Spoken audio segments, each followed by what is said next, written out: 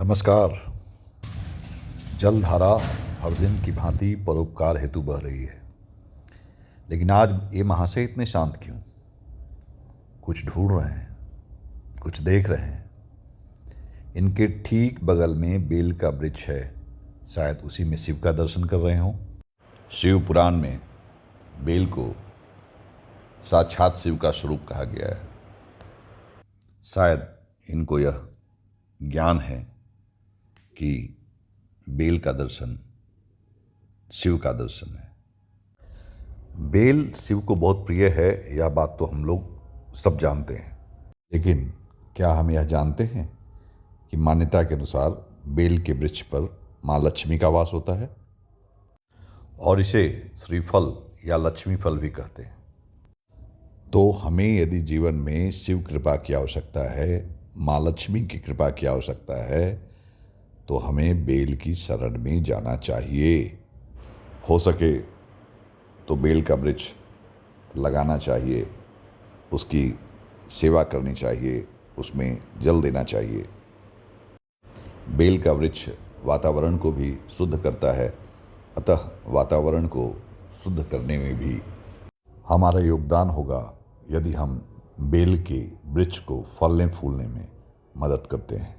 और इस दौरान यदि मैं आपसे यह कहूँ कि देखिए सामने एप्पल लटका हुआ है, तो आश्चर्यचकित होने की आवश्यकता नहीं है, क्योंकि बेल को wood apple, orange Apple, stone Apple भी कहा जाता है।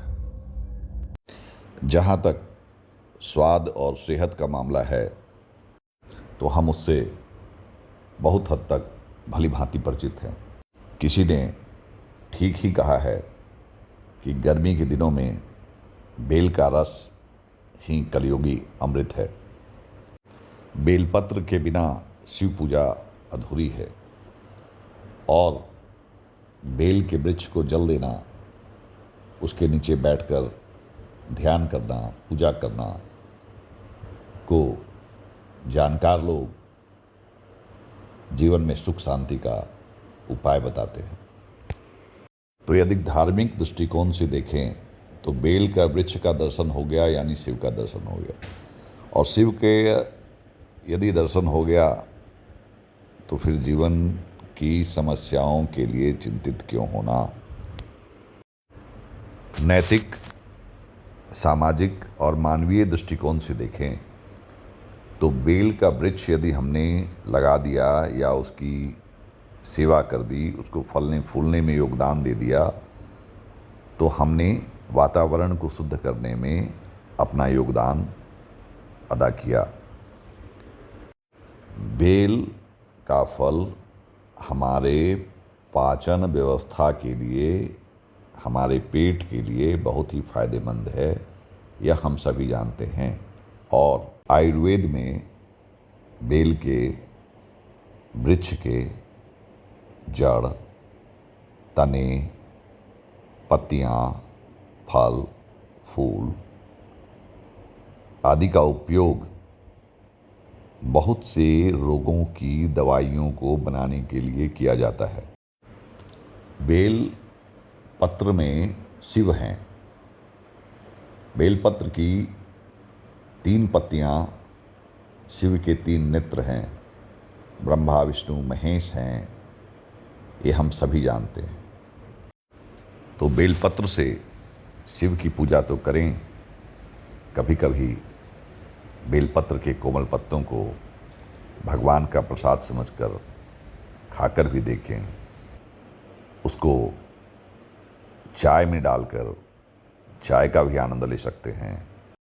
बाकी आप बेल के फल का, बेलपत्र के खाने का क्या फ़ायदा है, इसकी और ज़्यादा जानकारी आप लिटरेचर के माध्यम से, गूगल के माध्यम से, यूट्यूब के माध्यम से खुद इकट्ठा कर सकते हैं। तो यदि आप जीवन में सुख शांति चाहते हैं, वातावरण में ताजगी चाहते हैं, अपने इर्द गिर्द पॉजिटिव एनर्जी चाहते हैं, वास्तु का लाभ लेना चाहते हैं, आध्यात्मिक दृष्टिकोण से भगवान शिव से साक्षात्कार करना चाहते हैं, तो बेल के वृक्ष से प्रेम करना सीख लीजिए। धार्मिक ग्रंथों के अनुसार जहाँ बेल का वृक्ष है वो जगह काशी तीर्थ के समान है। तो इस दैवीय वृक्ष जिस पर भगवान शिव, माँ लक्ष्मी, माँ पार्वती और लगभग सभी देवी देवताओं का वास है को अपने घर के इर्द गिर्द लगाकर इसकी सेवा करें, इसके नीचे बैठकर साधना करें।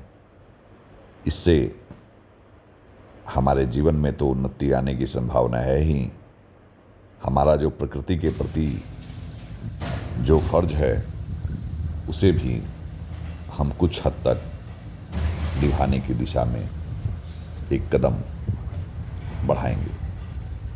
और चलते चलते एक बात और बताते हैं कि बेल की पत्तियाँ, बेलपत्र बासी नहीं होता। चढ़ाए हुए बेलपत्र को फिर से धोकर फिर उसे भगवान को अर्पित कर सकते हैं। है ना बहुत दिव्य बात। स्मरण रहे, बेल के वृक्ष को प्यार से देखना शिव की ओर प्यार से देखना है, माँ लक्ष्मी की ओर प्यार से देखना है। धन्यवाद।